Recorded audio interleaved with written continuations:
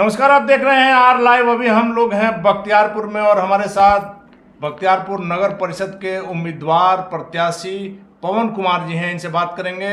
पवन जी लगातार अपने क्षेत्र में कई वर्षों से काम कर रहे हैं और इनकी लोकप्रियता को देखकर आज हम इनसे बात करने आए हैं कि यदि यह जीतते हैं, सभापति बनते हैं तो क्या करेंगे। पवन जी, सबसे पहले तो आपसे सवाल है कि युवाओं में आप काफ़ी लोकप्रिय हैं, आपको काफ़ी जन समर्थन मिल रहा है। आपको क्या लगता है कि यह जो समर्थन आपको मिल रहा है वो वोट में कन्वर्ट हो पाएगा? क्योंकि अभी तक अगर आप पिछले दिनों का देखेंगे तो भीड़ जो है वो वोट का पैमाना नहीं माना जाता है। जी, 100% युवा मेरे साथ में है और युवाओं के लिए जो हमने काम किया है इससे युवा हमारे साथ हैं जी। और मैं चुनाव के टाइम मैदान में नहीं आया हूँ, पहले से ही लगातार युवाओं के साथ मैं काम कर रहा हूँ। आप तो ग्राउंड रिपोर्ट हमेशा ले रहे हैं, आपको ये पूरी जानकारी से पता होना चाहिए कि युवा हमारे साथ पूरी तरीके से हैं।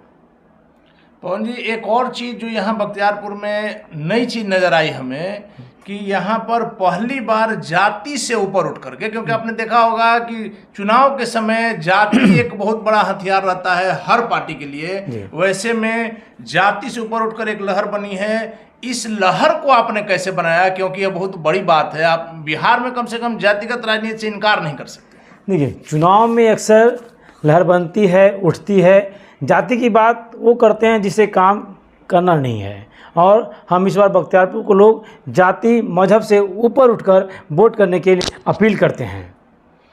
सर, एक और सवाल है जो आप में अलग तरह को देखने को मिल रहा है। चूँकि कई महीनों से हम आपके खबरों को दिखा रहे हैं, चुनाव के समय या जो उम्मीदवार खड़े रहते हैं वो थके नज़र आते हैं, थोड़ा एनर्जी नहीं रहता है, लेकिन आप जो है वो सुबह मिलते हैं या शाम में मिलते हैं, हमेशा एनर्जी से आप भरपूर नज़र आते हैं। इस एनर्जी का राज क्या है सर? देखिए, जब आप अपनी इच्छा की पूर्ति के लिए काम नहीं करते हैं तो दूसरों की भलाई के लिए करते हैं, तो आपके अंदर एक नई ऊर्जा का संचार होता है जो आपको कभी न थकने देता ही नहीं है, न रुकने देता है और लगातार अपने काम को करने की प्रेरणा देता है। ये मेरे जज्बात, मेरे सपोर्टर लोग जो हैं इतना बल देते हैं जो कि मुझे हमेशा खुशहाल रखते हैं लोग। एक और सवाल आपको लेकर के उभरा है कि आपसे ज़्यादा जब हम फील्ड में घूमते हैं तो जनता आपको लेकर के चिंतित नज़र आती है, आपके चुनाव को लेकर के आप कहीं नज़र नहीं आते हैं, लेकिन जनता यह चाह रही है कि पवन जी यहाँ से जीते ताकि हमारी वो समस्याएं जिनका अभी तक निदान नहीं हो पाया है, ऐसा आपने क्या कर दिया है कि आने से पहले आपके जनता को ये विश्वास हो गया है कि पवन जी आएंगे तो हमारे सारे काम हो सकते हैं। जो हमने लोगों के लिए काम किया है, बिना किसी पद पर रहते हुए, मेरी कार्यशैली को देखते हुए लोगों को यह विश्वास हो रहा है कि पवन कुमार ही ऐसे उम्मीदवार हैं जो जनता के दुख सुख को समझते हैं। इसी को देखकर लोग प्रेरित हुए हैं और समर्थन में वोट मांग रहे हैं, जैसा कि आपका कहना है। पवन जी, एक और सवाल ये है कि हमने कई लोगों से बात की, उन लोगों के मन में एक उम्मीद जगी। आप पूरे देख सकते हैं पूरे बिहार में जो स्कूल की स्थिति है, जो ग्राम पंचायत की स्थिति है, या आप कहीं भी जाते हैं शहर से लेकर के गांव तक में, तो लगता है कि फंड का सही इस्तेमाल नहीं हो रहा और इसी कारण कई बार आपने देखा होगा कि फंड लौट भी जाता है। वैसे में बख्तियारपुर में आपको लेकर के एक नई उम्मीद की किरण हमने लोगों की आंखों में देखी है।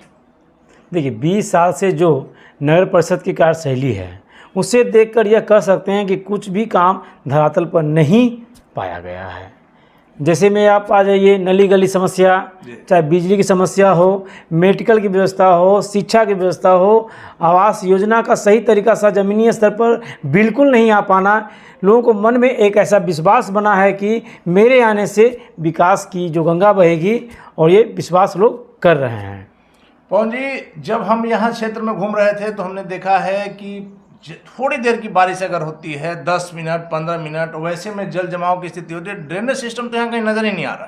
देखिए, जो भी काम आज तक नली गली का काम जो किया गया है प्रॉपर ढंग से नहीं किया, उसका ब्लूप्रिंट तैयार नहीं किया गया है। बस एक फंड आया, बना दिया गया और उस चीज़ को ना निकासी का व्यवस्था किया गया, ना कि कहाँ पानी गिराना है, कहाँ सही ढंग से मॉनिटरिंग भी नहीं हो पाई, उसकी मरम्मत भी नहीं हो पाई है। हम आज खुद गए थे, कुछ वार्ड में गए थे घूमने के लिए, वहाँ पर मैंने ऐसा जगह नहीं मिला हमको कि जहाँ पर मतलब नाली ना हो, पैर गंदा ना हो और पानी का जमाव ना हो। ये व्यवस्था मतलब हर एक वार्ड में व्यवस्था बेकार किया हुआ है। सफाई और जाम भी एक यहाँ बहुत बड़ी समस्या नज़र आ रही है। जब उसका कोई प्रॉपर ढंग से आप ब्लू प्रिंट तैयार नहीं कीजिएगा कि हमें नाली कहाँ ले जाना है, कैसे पानी गिराना है, जब गए अब बना दिए तो फिर पानी का निकास अगर नहीं रहेगा तो ओवरफ्लो होगा तो जो रोड पर तो आएगा वो। इसके लिए आपको बराबर प्लानिंग करना पड़ेगा कि हमको इसका निकास कहाँ देना है, उसके बाद आपका नली का विकास कीजिए आप। सर मेरा आखिरी सवाल आपसे ही है कि ऐसा क्या आप करेंगे जो अभी तक नहीं हुआ है, जो बख्तियारपुर की जनता के लिए उनके आगे मतलब सुखद, ऐसा क्या करेंगे सर? देखिए, सबसे पहले तो हमारा जो समस्या है, मूलभूत समस्या है नली गली का, जो हम प्रॉपर आज देख रहे हैं चीज़ को, ठीक है ना, सबसे पहले वो ठीक करेंगे। जो हमारा बिजली व्यवस्था है उसे ठीक करेंगे। दूसरी बात, मेडिकल और शिक्षा, ये दो बुनियादी चीज़ ऐसी है जो हमारी रीढ़ की हड्डी है। हम चाहते हैं कि हमारे गांव में जो स्कूल हैं, जो टीचर हमारे पढ़ाने आते हैं, उनका हमेशा प्रॉपर ढंग से मॉनिटरिंग किया जाए, उनसे गाइडलाइन लिया जाए, बताया जाए कि आप किस तरह से बच्चों को पढ़ाई कर रहे हैं। इस सारा गाइडलाइन करके हम अपने बच्चों का विकास, हमारे समाज का विकास हम चूंकि स्कूलों की क्या स्थिति है सर, आपने भी देखा है, एक क्लास में 5-5 क्लास तक के, एक रूम में 5 क्लास तक के बच्चों की पढ़ाई हो रही है, तो क्या पढ़ाई होती होगी ये समझा जा सकता है। कुछ व्यवस्था हमारे सरकारी तंत्र हमारे जो हैं देते हैं, लेकिन ढंग मैंने उस चीज़ को धरातल पर नहीं उतार पाते हैं लोग। तो उस चीज़ को धरातल पर लाएंगे और टीचर, हमारे जो गार्जियन होंगे, मिल के एक व्यवस्था किया जाएगा कि आप उसमें गाइडलाइन कीजिए और सही तरीके बच्चों को पढ़ने के लिए व्यवस्था किया जाए।